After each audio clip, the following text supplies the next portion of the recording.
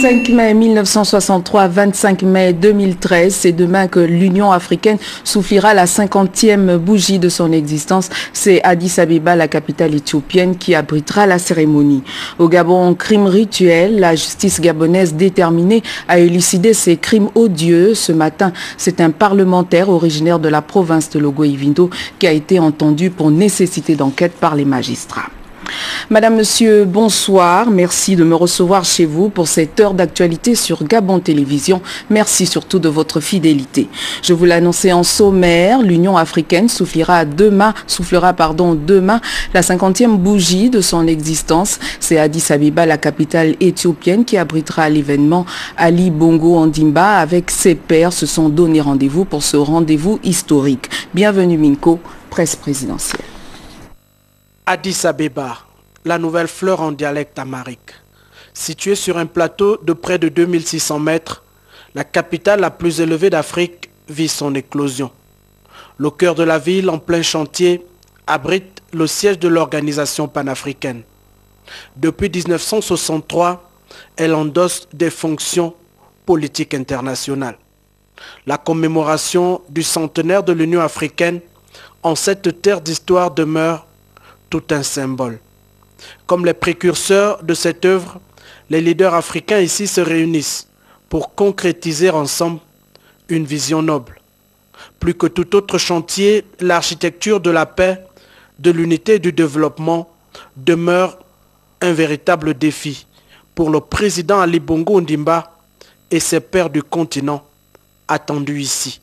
Ce jubilé d'or se tient sous l'égide du panafricanisme et de la renaissance africaine.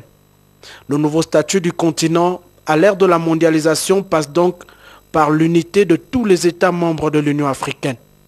Au-delà des discours, les leaders de ce continent à l'avenir prometteur réalisent certainement mieux l'exigence d'une politique plus concrète, plus pragmatique, afin de réduire la dépendance vis-à-vis des pays d'Europe et d'Amérique pour atteindre dans les délais les meilleurs les objectifs de développement. Panafricanisme et renaissance, c'est le thème du 50e anniversaire de l'OUA, l'Union africaine. Le ministre délégué aux Affaires étrangères, Dominique Guy-Noël Guéno, a livré le message du gouvernement gabonais qui invite les Africains à une Afrique plus stable, débarrassée des maux qui la minent. Il est au micro de Patrick Simangoy sur des images de Christian Minda. L'Organisation de l'Unité africaine, au lendemain des indépendances, les pères fondateurs de l'organisation méritent ce jour de recevoir un vibrant hommage. Ils ont témoigné il y a un demi-siècle leur désir ardent de consolider et de préserver jalousement l'unité des fils du continent, déterminés à renforcer la solidarité entre les frères africains, gage d'un succès du processus de libération du continent. Ils ont ainsi forgé le socle d'une identité commune africaine. 50 ans après, il nous appartient, en tant qu'héritiers, de maintenir et de poursuivre, dans l'intérêt des générations futures, cette dynamique engagée, dont l'objectif ultime est d'asseoir une Afrique stable, unie, prospère, débarrassée de tous les maux qui la minent. Ils ont jeté les jalons de notre marche irréversible vers l'intégration et le développement. Un demi-siècle après, s'il est vrai que beaucoup reste encore à faire, le bilan demeure tout de même encourageant et laisse aux peuples africains d'envisager un avenir en toute sérénité. En son temps, l'OUA a parachevé le processus de décolonisation et contribué au rapprochement et à l'unité des peuples africains. L'ambition d'unifier l'Afrique trouve ses origines dans les luttes et les échos émanant du continent américain depuis le 19e siècle. La réhabilitation des civilisations africaines, la restauration de la dignité de l'homme noir et le retour à la mère Afrique sont les idéaux autour desquels la diaspora afro-américaine entendait organiser son rêve. Afin de déclencher une prise de conscience collective visant une véritable émancipation et partant une prise en main de leur destin par les Africains eux-mêmes, les pères fondateurs de l'OUA ont fait du panafricanisme une réalité politique, culturelle et socio-économique. La multiplicité des défis qui menacent notre planète et particulièrement notre espace continental, commande en effet d'associer l'exigence de stabilité politique à celle du développement socio-économique auquel aspirent légitimement les peuples africains.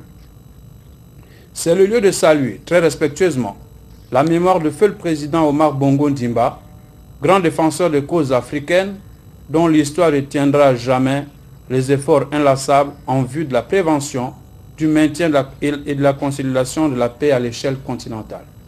Le Gabon, par ma voix, se félicite des profondes réformes dans ce sens, impulsées sous la très haute autorité de son Excellence Ali Bongo Ndimba, président de la République, chef de l'État, depuis son accession à la magistrature suprême.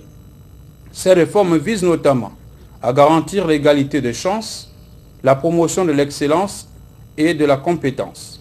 La promotion de ces valeurs s'inscrit dans la droite ligne de son ambition de faire du Gabon un pays émergent à l'horizon 2025. La vision impulsée à Sirte, en Libye, en 1999, a de façon irréversible inscrit le continent dans un processus d'intégration qui a conduit les chefs d'État et de gouvernement à transformer l'organisation de l'unité africaine en Union africaine. Une renaissance africaine appelle donc avant tout une prise de conscience collective de la nécessité pour l'ensemble des peuples africains de poursuivre les efforts de rassemblement autour d'une vision commune. L'intégralité donc du discours du ministre délégué Dominique Guy-Noël Guéno qui vous sera donc diffusé à la fin de ce journal. Le chef de la mission diplomatique malienne au Gabon a été reçu ce matin par la numéro 1 du Sénat, Rose Francine Rogombe. Les relations entre Libreville et Bamako ont largement été évoquées. Le compte rendu est de nos confrères de la presse du Sénat. Visite de courtoisie, d'échange de travail entre Mme Rose Francine Rogombe et son Excellence Diadi Yacouba Danyoko, ambassadeur du Mali près la République gabonaise. L'audience a donné l'occasion au diplomate malien de dire tout le bien et toute l'appréciation qu'il a pour le rôle joué par Mme Rose Francine Rogombe, présidente du Sénat, tant lors de la transition en 2009 que dans l'exercice au quotidien de ses charges au Sénat. J'ai voulu tout d'abord à travers cette visite de courtoisie, saluer une grande dame dont l'action à la tête du Gabon à un moment crucial de l'évolution politique de ce pays et depuis à la tête de cette auguste institution, dont l'action donc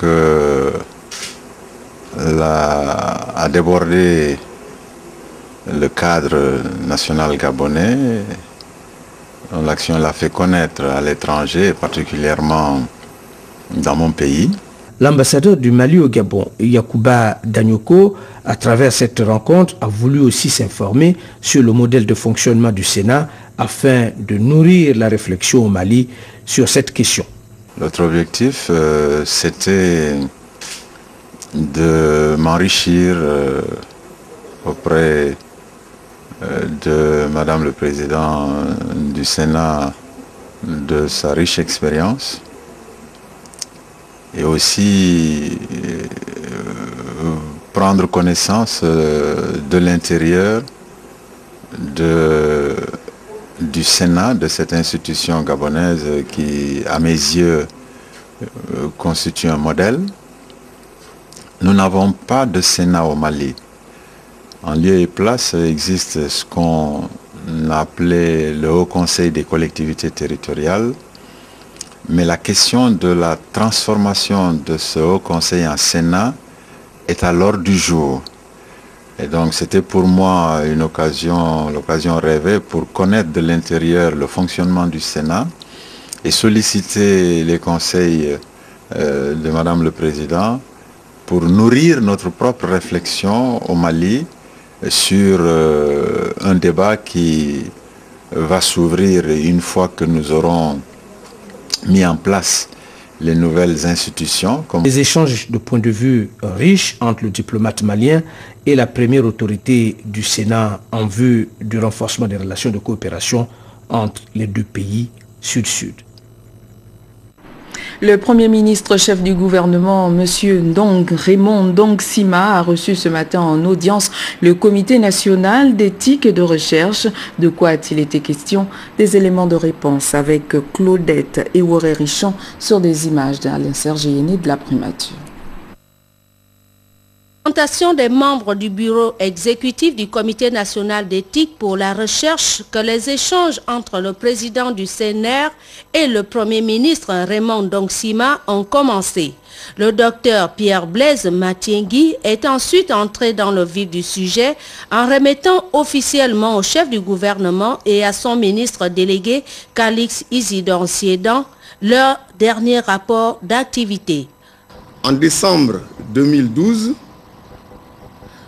nous avons fait le déplacement sur Franceville parce que le CIRMF étant un des poumons de la recherche au Gabon, nous avions pensé qu'il était utile d'aller sensibiliser les chercheurs sur l'intérêt de la prise en compte des règles d'éthique dans la réalisation de leurs travaux de recherche. Le résumé du rapport fait par le président du CNR dénote effectivement la détermination de ses membres à aller de l'avant en dépit des difficultés de fonctionnement depuis sa création en 2008. D'où l'heureuse réaction du Premier ministre qui a recommandé à cette institution de surtout communiquer et sensibiliser sur son contenu. Je pense que beaucoup de gens ne sont pas vraiment informés de l'existence du comité d'éthique et de sa finalité. Ça aussi, c'est un autre problème. Parce qu'on peut faire quelque chose de très bien, très important, mais si les gens ne savent pas ce que c'est, je suis sûr que si vous faites le tour de l'administration, peut-être moins de 10% des fonctionnaires ou des personnes qui sont dans ce pays ont entendu parler du comité d'éthique et de son objet. Et je crois qu'il serait certainement utile de trouver un moyen de faire une plus grande diffusion et que on puisse aussi s'approprier les réflexions que vous faites. Les questions d'éthique sont indispensables dans tous les domaines de la société. Mais pour l'instant, le CNR se focalise sur la recherche